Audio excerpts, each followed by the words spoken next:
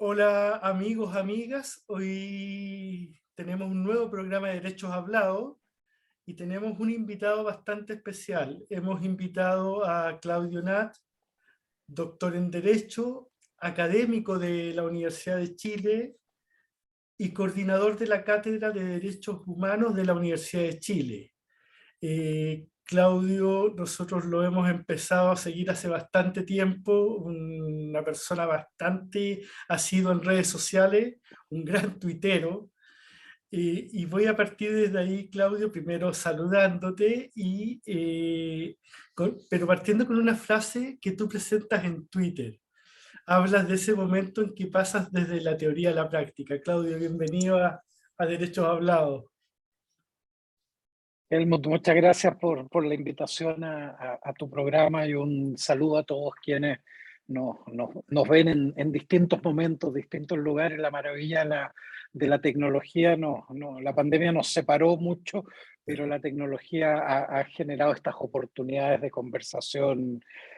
Así que feliz de estar acá y bueno, y me gusta mucho esa partida porque es muy cierto, esa frase. Yo me he dedicado siempre al tema de derechos humanos desde antes de entrar a la universidad. Yo estudié en épocas de dictadura. Yo me formé, toda mi formación escolar y prácticamente toda la universitaria fue en dictadura.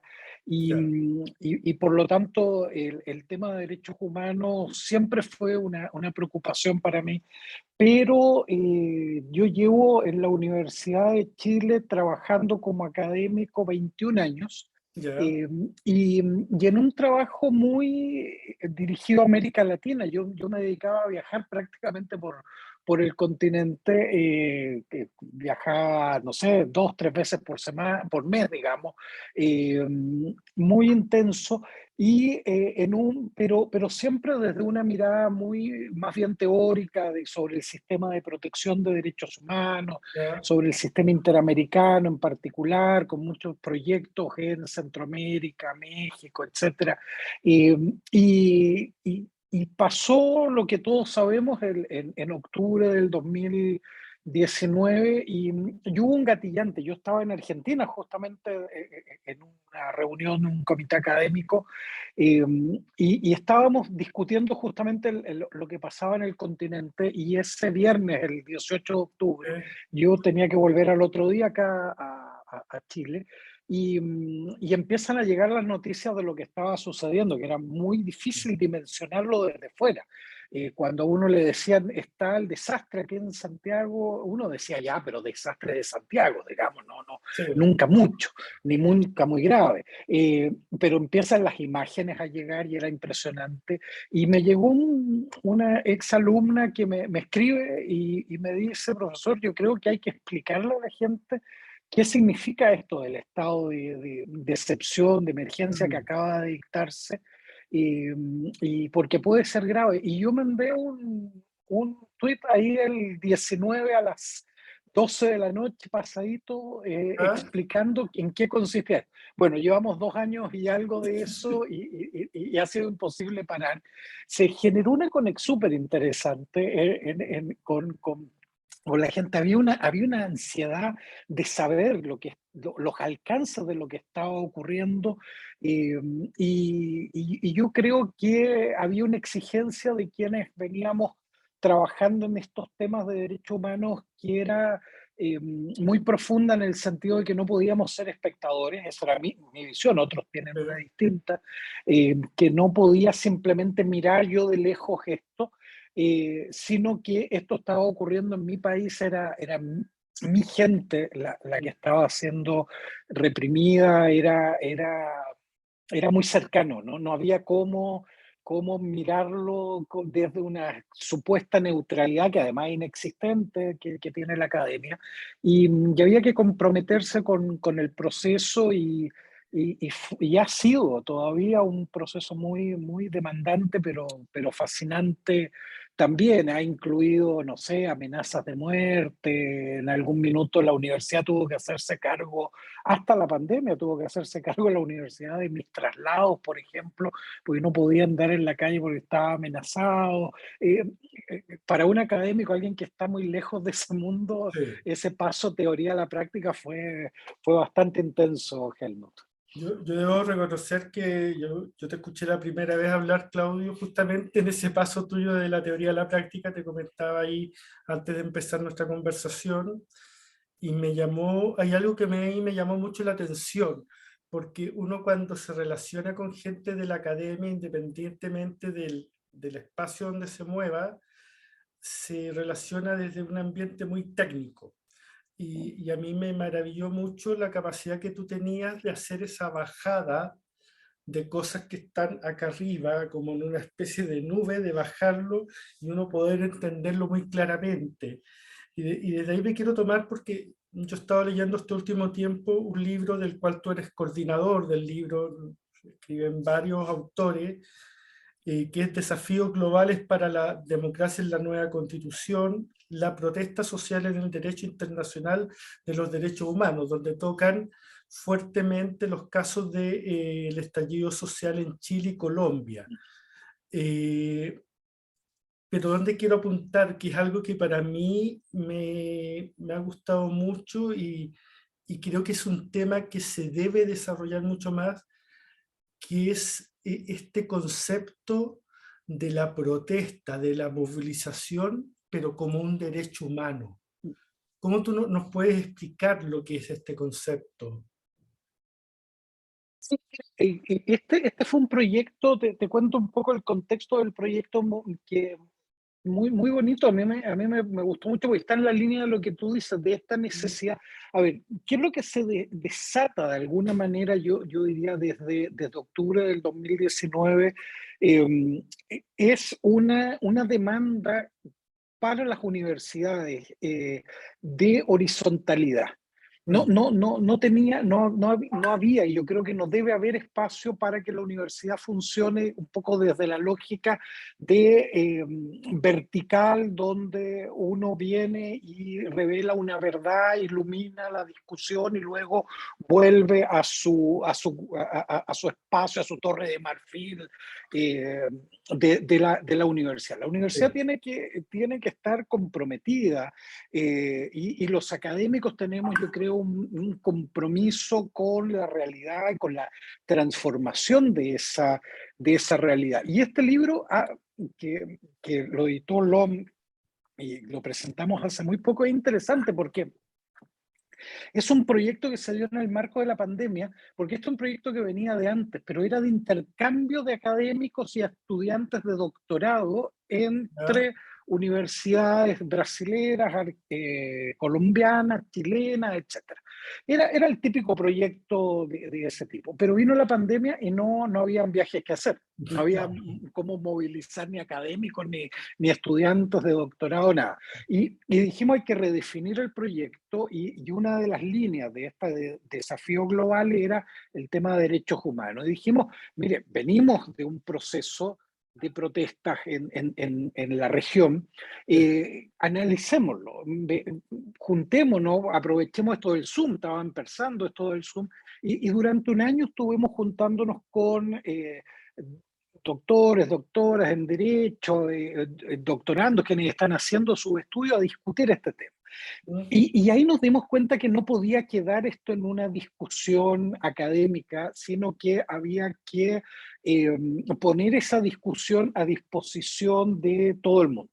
Y ahí surgió la idea de entonces trasladar esta discusión a textos, pero textos que fueran relativamente cortos, accesibles, no lleno de palabras que nadie entiende, de latinajos, de toda esta cosa que está tan acostumbrada a la academia Sí, y como que le da valor. Yo siempre digo, los abogados tienden a hablar en difícil para poder cobrar, digamos, porque claro, hay que traducir eso que quiso decir, no, eso yo lo voy a explicar, yo voy a hablar con él, y eso es lo que permite el poder que da el derecho. sí, Pero el derecho, su poder no está ahí, está en la capacidad de de transformación de la realidad. Y en derechos humanos, por lo tanto, lo que había que hacer era apropiarse de ciertas discusiones. Y una de ellas es la de la protesta social.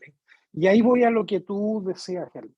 La protesta social la vemos, y en Chile esto es muy fuerte, en otros lugares menos, en Argentina esto es distinto, pero en Chile es muy fuerte. La protesta social se ve como un acto casi delictual.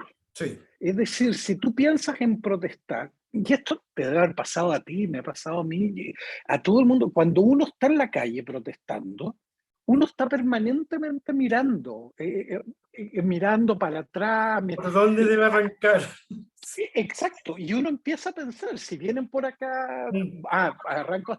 Y eso tiene que ver por una herencia de la dictadura, sí, obviamente, de el acto de protesta como un acto ilícito que debe ser sancionado, castigado, salvo que usted quiera asumir las consecuencias y se quiere, pero va a ser sancionado.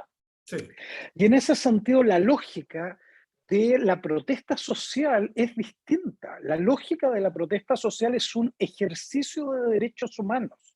La protesta consiste en el ejercicio de un grupo de derechos humanos. Y esto no lo digo yo, en el libro ustedes mm, pueden ver, están las citas a la Comisión Interamericana de Derechos Humanos, a la Corte Interamericana de Derechos Humanos, la Corte Europea, el Comité de Derechos Humanos, el Consejo de Derechos Humanos, donde están los estados, no individuos ni expertos, los estados. Y todos llegan a la conclusión que este es un ejercicio del derecho de reunión, del derecho a la libertad de expresión, es un ejercicio en otros campos del derecho de asociación, del sí, derecho de petición, y si uno cambia la lógica, por lo tanto, de lo delictual, de lo ilícito, a un ejercicio de derechos, uno entiende entonces que el rol del Estado es el propio del rol que tiene el Estado respecto de los derechos humanos. Entonces, el rol del Estado, ¿cuál es? Respetar ese ejercicio, garantizarlo sí, adecuadamente, es decir, organizar todo el aparato público para permitir ese goce y ejercicio de derechos y eso hacerlo sin discriminación. Ahora, en el libro desarrollamos también las discusiones anexas. Bueno, si este es un derecho, ¿tiene límites? Sí, tiene límites. No es un derecho que sea ilimitado, pero esos límites, como es un ejercicio de derechos humanos, también están regulados sus límites. Debe hacerse por ley, cosa que parece muy obvia, pero en Chile no hay una ley. claro, Si tú piensas el derecho a protesta, es decir, derecho de reunión, a la libertad de expresión, pero el derecho de reunión, que es la base de la protesta social, eh, solo puede ser regulado por una ley, tener un objetivo legítimo y sí, las medidas que se adopten deben ser proporcionales. En Chile, mira tú, en Chile no lo regula una ley, lo regula un decreto. Y un decreto firmado la, por Pinochet en la dictadura del año 83, es decir, el decreto que regula el ejercicio de un derecho humano, el derecho de reunión, en Chile sigue hoy día, 2022, sigue siendo bajo la lógica de 1983, cuando el objetivo era de una dictadura reprimir las protestas que se iniciaban en esa época. Además, se reprime en Chile la protesta con un objetivo que no es legítimo, porque no es la garantía de derechos de otro, como se dice. Al final, la protesta se reprime por razones políticas, para terminar, desincentivar el ejercicio de derechos de orden político, que son otros de los que están en la base de este ejercicio de protesta. Y por último, las medidas tampoco son proporcionales.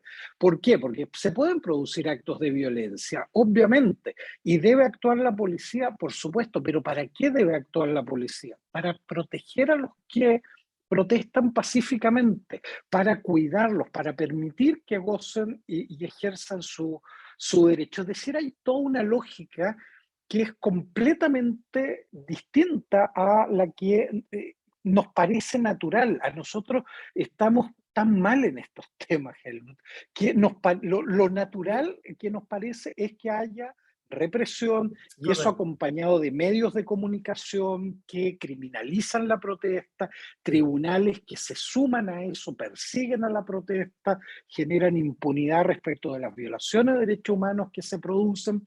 Se intenta confundir la protesta social con los saqueos, con la quema, que es un fenómeno mucho más complejo. Sí. Y en ese sentido yo creo que lo primero que hay que instalar como tema es, ok, este es un ejercicio de derechos humanos y por lo tanto toda la lógica de De, de- regulación, de respuesta debe cambiar. de hecho, Claudio, siento que al no estar en una correcta dirección la raíz del problema, porque se mira como la raíz del problema la protesta, no lo que causa la protesta.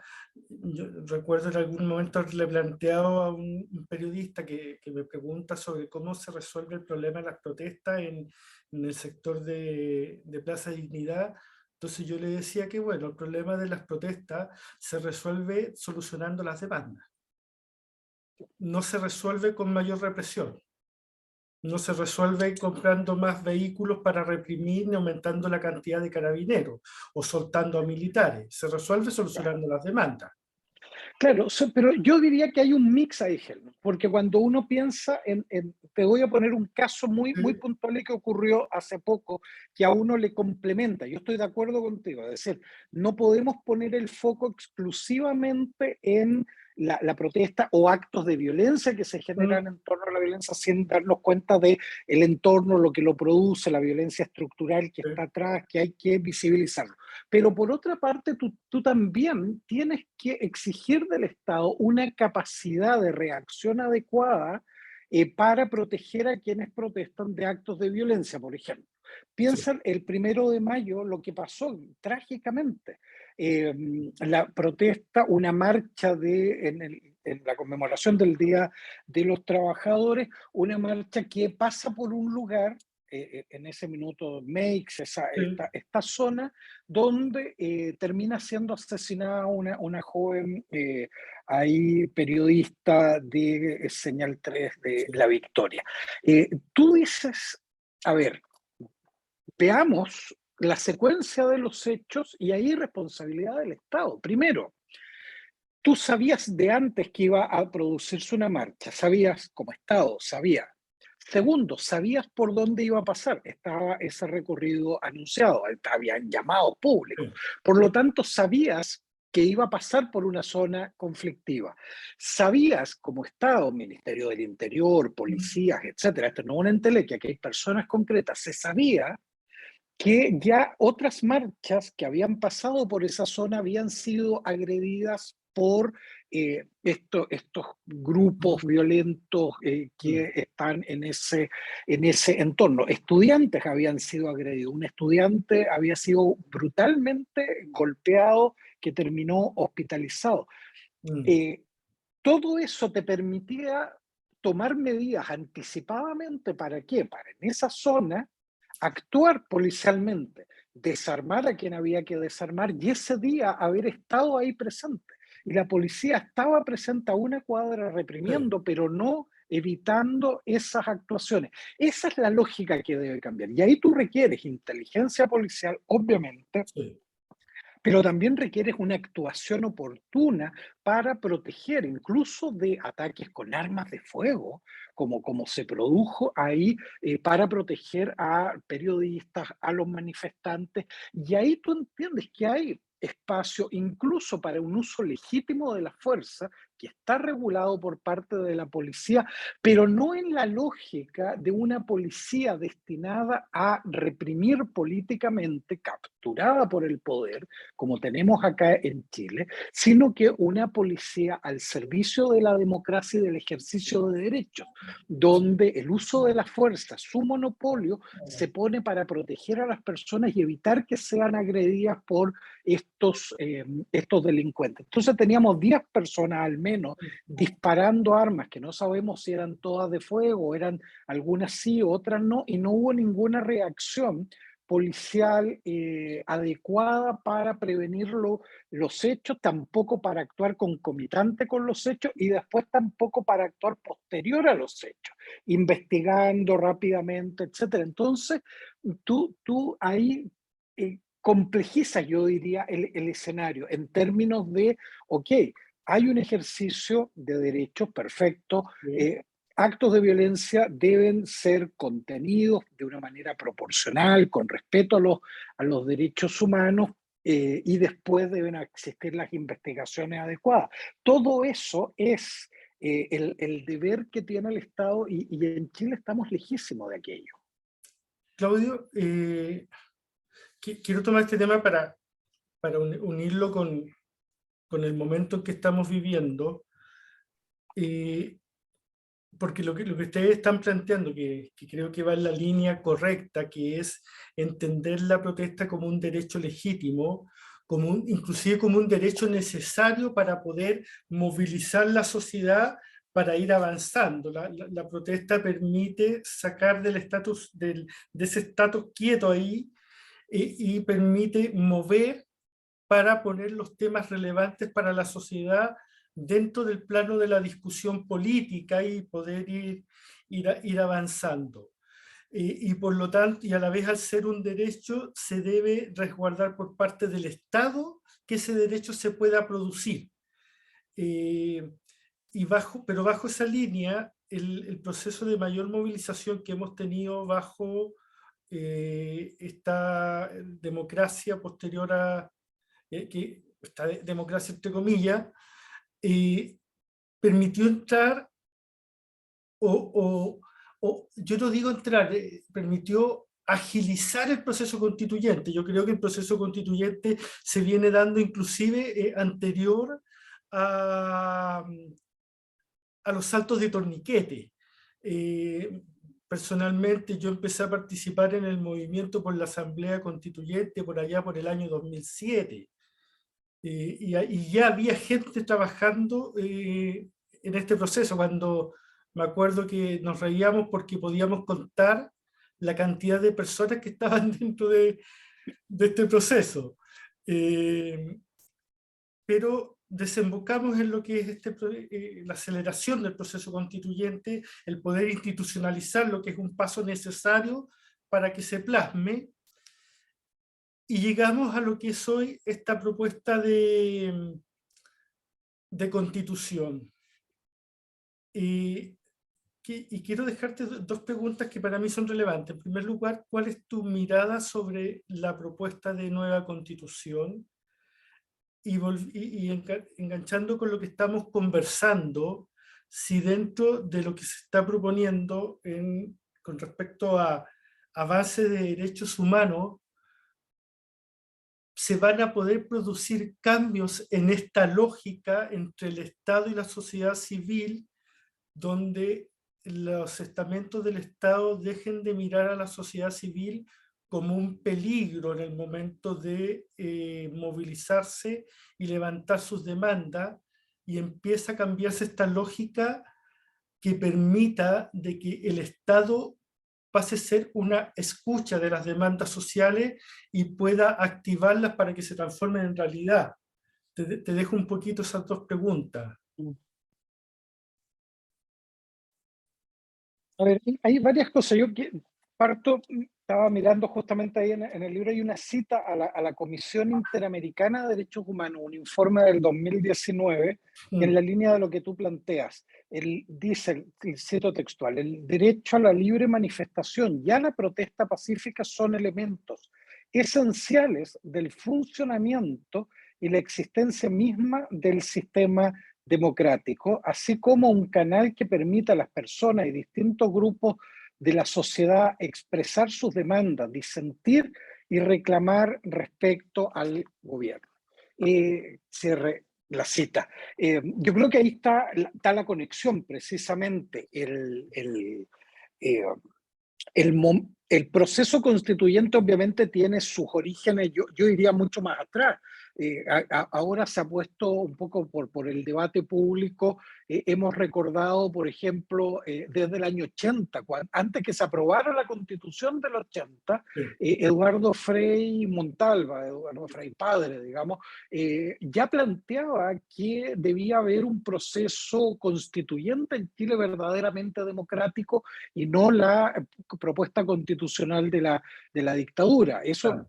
en definitiva, le termina costando la vida, pese a haber sido una persona de los promotores del propio golpe de Estado, es decir, Sí. a ese nivel. Luego, recordarás tú el grupo de los 24, Mm. un grupo de transversal, de constitucionalistas y otros que plantearon esto durante todos los años 80, este tema. Claro, luego el modelo de transición o post-dictadura de alguna manera buscó adormecer esta Sí. demanda constitucional y vuelve a surgir de la mano de los movimientos sociales. El 2006 los pingüinos, pero el 2011 claramente ya el movimiento estudiantil ya no solo plantea demandas sectoriales, sino que plantea una demanda de fondo del modelo de sociedad, un poco moviendo los límites Sí. de la discusión. Para nosotros, los que veníamos de la dictadura, habían cosas que no había cómo plantearlas siquiera, y era el modelo, la constitución. Estos jóvenes, y que hoy día gobiernan, estos Sí. jóvenes dijeron, no, ¿por qué no vamos a discutir la constitución? Si ese es un obstáculo para tener educación de calidad, gratuita, y el problema es la constitución, bueno, cambiemos la constitución. Y eso movió los límites y de alguna manera eso generó un proceso que, claro, no tuvo el apoyo ni político ni social bajo el gobierno de Bachelet. Recordarán quienes nos están viendo y escuchando, termina transformando en una, en una propuesta en el 2018, luego de los cabildos y otro que Chadwick, en algo que también ha circulado mucho estos días, apenas asumido el gobierno, dijo, esto se guarda, esto Sí. no va a seguir adelante. Hoy día yo creo que echan mucho de menos haber discutido esa constitución, la de Bachelet. Pero claro, pero luego es la protesta social. Yo creo que el momento constituyente que tenemos en Chile tiene dos elementos que son fascinantes para cualquier observador acá o de fuera, que es un momento constituyente que se genera a partir de movilizaciones sociales, pero esas movilizaciones sociales están profundamente enraizadas con el ejercicio o las demandas del derecho de educación. Este es un proceso constituyente que tiene su base en las demandas de educación. Eso yo creo que va a haber que estudiarlo todavía mucho más de lo que se ha hecho, pero tan su expresión masiva, popular, Sí. que le dio respaldo en la calle, a lo que no había tenido bajo Bachelet en las calles, ni en la política, surge, digamos, de una demanda profunda de decir, ni el problema del agua, ni el problema de las pensiones, ni el problema de la violencia contra mujeres, ni la persecución a la comunidad LGTBI, etcétera. Todas las Sí. demandas sectoriales, ninguna va a tener solución si no hay un cambio en el modelo, y el modelo está enraizado en la Constitución, que es un obstáculo insalvable. Y en ese sentido, no el 18 de octubre, porque el 18 es rabia, es Mm. mucha rabia expresada. Santiago arde, digamos, un par de días, y eso es solo rabia. Pero una semana después, el 25 de octubre, en esas manifestaciones masivas en todo Chile, esas manifestaciones eran de una nueva constitución ya. Ahí hay un momento constituyente. Ya la gente dice, esto no cambia si no cambiamos el modelo en el que estamos. Y es tan potente, yo creo que hay que mirarlo en perspectiva histórica, con lo difícil que es, de que ese impulso ciudadano que se da entre octubre, noviembre, diciembre, Sí. enero, eh, sobrevive una pandemia. Sí. Es decir, 2 años de encierro, y no pudieron detener el proceso constituyente. Nos dijeron en algún minuto, y recordarán Mm. quienes nos están viendo y escuchando, que el propio Piñera en un minuto puso en duda que se hiciera el plebiscito, no Sí. están las condiciones. No era mover la fecha, sino que se puso en duda. y no fue posible. ¿Por qué? Porque había un respaldo sólido que luego se expresa en ese 80% que dice queremos una nueva constitución y que no la hagan los políticos de siempre. Claro. Y luego, en mayo del año siguiente, del 2021, se elige digamos, una convención constitucional completamente diversa, con la mejor expresión de lo que es Chile. Y Chile tiene de todo. Tiene gente muy buena, gente no tan buena, tiene gente racista, tiene gente que no hace la pega, y tiene otros que son muy mateos, tiene mujeres Tiene inclusive a extraordinarias, los tiene pelados todo. padres. Exacto, y ahí están todos, eso es Chile. Sí. Esa convención es Chile. Y de alguna manera, entonces, ese proceso constituyente se transforma en una oportunidad de redefinir la relación del pueblo. Volvimos a ser pueblo. Antes Sí. éramos consumidores, éramos clientes, éramos muchas cosas, colaboradores, pero pasamos a ser pueblo, de un pueblo soberano, un pueblo que toma esto que parece poético, digamos, la idea de toma la historia en sus manos, su futuro. Bueno, eso es constitución. Lo constitucionalizamos nosotros, lo Sí. transformamos en un tema, digamos, legal. En este país se vende la constitución pirateada en las calles. Es decir, eso habla de un legalismo de este Sí. país que sirve para estas cosas, para canalizar institucionalmente una crisis. Entonces, lo que tú preguntas, si esto puede redefinir la relación entre la sociedad civil, el pueblo y el Estado, yo creo que es el gran desafío. Es el gran desafío del 4 de septiembre. El 4 de septiembre, si eh, se aprueba la Constitución, va a haber un nuevo modelo completamente de relación. ¿Por qué? Porque va a estar basado en la participación Sí. y no solo en la representación. Y ahí es donde está el origen y la conexión con lo que hablábamos al comienzo. Si es solo el modelo de democracia, es solo un modelo representativo, que cada 4 años Mm. voy, voto y a los 4 siguientes vuelvo si quiero votar, eh, en esa lógica cualquier forma de participación es mirada por el poder con desconfianza. Y incluso si implica calle, cortar la calle, bueno, crimen, entonces lo Claro. criminalizamos.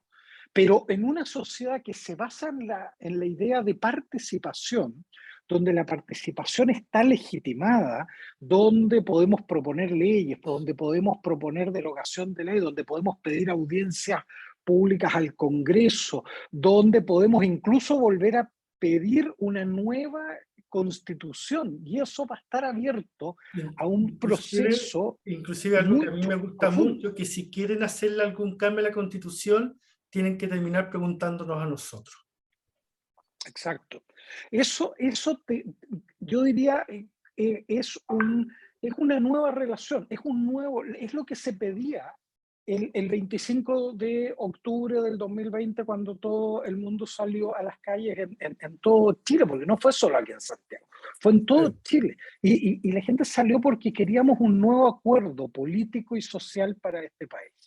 Nos habían dicho que estábamos aislados, que cada uno tenía que pagarse la educación que pudiera, pagarse la salud que pudiera, juntar la plata que pudiera para pensionarse. Estábamos solos y nos dimos cuenta que no, pues, que estábamos en una misma lógica, muchos y muchas, y podíamos impulsar cambios políticos, aunque los partidos no quisieran. Si el 15 de noviembre, el acuerdo del 15 de noviembre, es un acuerdo desesperado de la política para tomar Claro. el control de un proceso social y político que se le había escapado de control. Entonces, lo que está en juego el 4 de septiembre en esa lógica es mucho, porque si perdemos eso, que puede pasar, digamos, ¿cuántas veces no hemos perdido en el minuto 90 algún campeonato de algo? Se nos va el penal, Caselli falla el penal en el Mundial, no, nos pasan esas cosas. Eh, bueno, esta vez no nos puede pasar. Esta vez ese penal hay que hacerlo, y ese penal es el 4 de septiembre para transformar la relación de poder en Chile. Lo que hace la nueva constitución es eso, reorganizar, redistribuir el poder en este país como no se había hecho en 200 años. Sí, yo creo que más allá de la participación que puede haber tenido uno en distintos momentos dentro de este proceso constituyente, dentro de esta lucha por un cambio de constitución, pero no bajo cualquier método, sino que a través de participación popular, eh, y que logramos a través de esta convención ir plasmando gran parte de esa forma de cambio. Personalmente siempre fui partidario de una asamblea con mayor participación de bases, pero creo que frente a esta propuesta que firman los partidos en noviembre, el pueblo supo sortear varias de las trabas que se pusieron, porque cuando se firma no teníamos participación de pueblos originarios, no teníamos paridad, no teníamos participación de listas de independientes que después no quisieron mantener ninguna de esas tres cosas en las próximas elecciones Así es. de diputados y senadores, se dieron cuenta cuánto perdían, por lo tanto no quisieron, y por eso que no me extraña cuando el otro día el señor Macaya dice, bueno, si hay un proceso constituyente, pueblos originarios chao, igualdad de género chao, o sea, todos estos avances chao. Y eso está tras todos los que hablan de esta comisión de expertos, miren, no, esto tienen que ser expertos, todo eso, es decir, queremos Sí, algo que podamos controlar. Y esto justamente. no lo pudimos, no lo pudimos controlar, porque eso es Chile. No sé si tú viste, Helmut, estaba mirando aquí esta frase que sacó Raúl Zurita, que es extraordinaria, hablando de la convención. Mm, Le recuerdo a quienes nos están viendo, Raúl sí, Zurita, el poeta, dice, la convención constituyente es el pueblo de Chile en todas sus tremendas flaquezas y sus virtudes. Lo tiene todo. Por eso pasaron tantas cosas ahí adentro. Ahí se encontraron todas las culturas, las distintas formas de expresarse. Tenía que ser necesariamente caótico para ser esplendorosa. Bueno, y yo creo que sí. es genial, digamos, ahí está Chile, con todas las virtudes, defectos, y eso es lo que no quiere la élite de Y, este y- país. La élite lo inclusive, que quiere es un proceso controlado por ellos, poniendo sus expertos a redactar una constitución que mantenga sus privilegios, que mantenga el agua para ciertas familias, claro, que mantenga la FP para otros, que mantenga el Senado para otros. ¿Cómo mantenemos los privilegios? La educación como un ejercicio de lucro, esos sí. hay otros, si uno mira el rechazo, es bien interesante ver cuáles son los intereses que hay tras los distintos grupos. Y en todos existen intereses que la, la nueva constitución toca de alguna manera, porque no Justamente. puede seguir.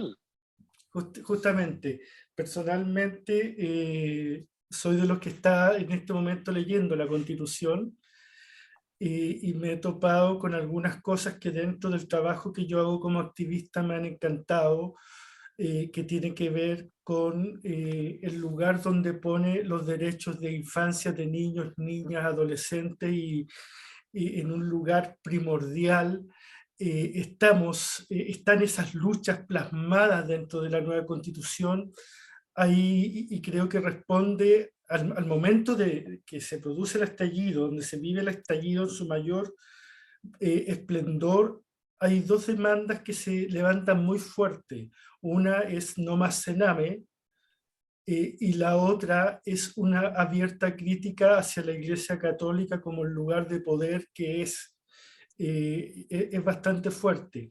Pero también hay un tema que es levantado desde la nueva Constitución que yo rescato fuertemente, que tiene que ver con el derecho a la memoria, con el derecho a no olvidar, con el derecho a recordar lo que somos, lo que hemos sido, porque el mantener ese derecho vivo, esa posibilidad de la memoria, de recordar, nos permite, siento yo, ir creando un nuevo país. Cada vez que intentamos tapar las verdades, ocultar las verdades, porque tú no puedes olvidar, es imposible, la conciencia lo más puede bloquear, pero no olvidas, nos permite ir creando una sociedad mucho más justa, porque sabemos los errores u horrores que se han cometido. No, yo creo que esa es la virtud, es la contracara de este esplendoroso caos, digamos, era cómo ahí llegan a la mesa de la convención las demandas históricas ausentes de este país. Y en ese sentido, claro, si uno mira, y esto para quienes estén leyendo la Constitución, justamente la lógica de la estructura de eso de la Constitución es interesante. El artículo 25 establece un principio general, igualdad y no discriminación. Sí. Pero luego, en los artículos siguientes, va desarrollando algunos aspectos vinculados con grupos históricamente invisibilizados, discriminados, violentados en Chile. Y, por ejemplo, el artículo 26, que habla sobre niños, niñas y adolescentes, en el número 2 dice: el Estado tiene el deber prioritario de promover, respetar y garantizar los derechos de niños, niñas y adolescentes, resguardando su interés superior, su autonomía progresiva, su desarrollo integral y el derecho a ser escuchados y a participar e influir en los asuntos que le afecten. Es decir, es un deber del Estado. Esto deja de ser una cuestión caritativa de quién quiere hacerlo, del bueno de turno. No, esto es un deber del Estado. Y así luego trata temas vinculados con personas en situación de discapacidad, las personas privadas de libertad, las personas mayores, etc. Y por otra parte, yo creo que esta constitución tenía un desafío que es hacerse cargo. Alguien en un debate me lo planteó así, yo tomé esa idea, la encontré muy bonita, que es, esta constitución tenía que hacerse cargo de los dolores de Chile, de los dolores de la historia de este país. Y yo creo que eso lo hace, y lo que tú señalabas en el tema de la memoria, el artículo 24, para que lo lean, en el numeral 5 dice: el Estado garantiza el derecho a la memoria y su relación con las garantías de no repetición y los derechos a la verdad, justicia y reparación integral. Pero además, en el 24, en el número 1 de ese mismo artículo, dice: las víctimas y la comunidad tienen derecho al esclarecimiento y conocimiento de la verdad respecto de graves violaciones a los derechos humanos, especialmente cuando constituyan crímenes de lesa humanidad, crímenes de guerra, genocidio, despojo territorial. Y además garantiza que las víctimas de violaciones a los derechos humanos tienen derecho a la reparación integral. Eso en el artículo 24 del texto constitucional. Entonces, efectivamente, ahí hay un espacio nuevo para construir un futuro basado en la verdad, basado en la memoria, basado en la reparación a las víctimas, basado en la no discriminación. Eso te habla de bases, de los cimientos de una convivencia completamente distinta a la que se nos ha propuesto hasta hoy, basado en el olvido, de miremos para adelante, Sí, no para atrás, no se quede pegado en sí, el pasado, cómo me pide reparación, sí. si tenemos otros problemas prioritarios, etcétera. Todas esas respuestas que ustedes, Mm. víctimas de distintos tipos de violencia, han recibido históricamente. Hoy día se va a poder decir: no, mira, aquí hay una constitución que me garantiza a mí este derecho. Yo se lo puedo exigir a usted. No le vengo a pedir un favor, le vengo a exigir un derecho. Eso cambia completamente nuestra relación con el Estado. Claudio, yo te quiero agradecer que te hayas podido dar un tiempito. Sabemos que tu agenda es bastante apretada. Y yo antes de despedirme, yo les quiero recomendar un libro. Nosotros creemos que hemos invitado a alguien de quien hemos estado leyendo o hemos leído uno de sus libros, que a mí me parece muy interesante. Yo nombré este libro en algún momento, lo vende Editorial LOM, es muy simple comprarlo, es muy barato, es cosa de meterse a la página de Editorial LOM y se puede pedir inclusive a domicilio. Yo tengo la suerte de vivir bastante cerca de la editorial, así que puedo darme el lujo de caminar unas cuadras e ir a buscarlo, pero es barato y se puede pedir a domicilio. Así Eh, es. quiero darte las gracias, Claudio. Quiero, antes de despedirnos, invitar a nuestros amigos y amigas a que lean la nueva Constitución. Hoy debe ser el gran libro de cabecera en cada hogar. El otro día ayer fui a Editorial LOM a buscar Con peras y manzanas, que es un libro que explica la Constitución, y hubo algo que me fascinó. Yo era el único viejo en la fila de espera. Eran puros veinteañeros y se estaban llevando el libro de la nueva Constitución. Y eso a mí me llenó de esperanza para lo que viene para este 4 de septiembre. Los queremos invitar a que lean la nueva Constitución, a que la conversen, a que la discutan. Todas las noticias falsas que están saliendo sobre la nueva Constitución se destrozan solamente leyendo el texto de la nueva Constitución. Claudio, quiero darte las gracias por haber dado este rato con nosotros. No, gracias a ustedes por la invitación, la oportunidad y además de conversar de estas cosas que me parece son tan importantes para el país hoy. Me sumo a tu llamado, hay que leer la Constitución.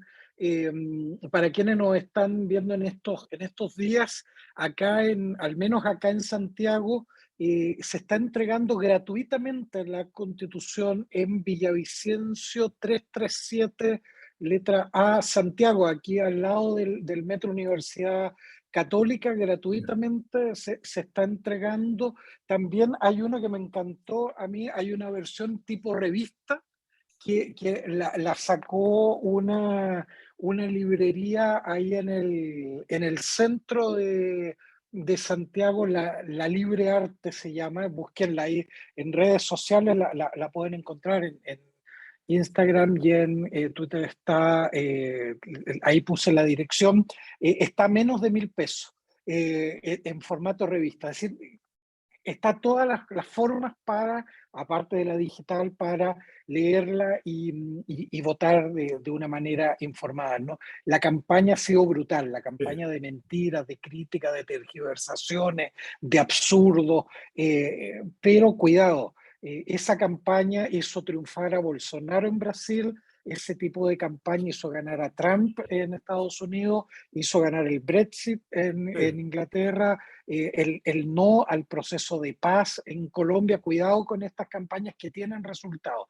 Y el único antídoto es leer, comentar, sumarse y ir a votar el 4 de septiembre. Así que muchas gracias, Ángel.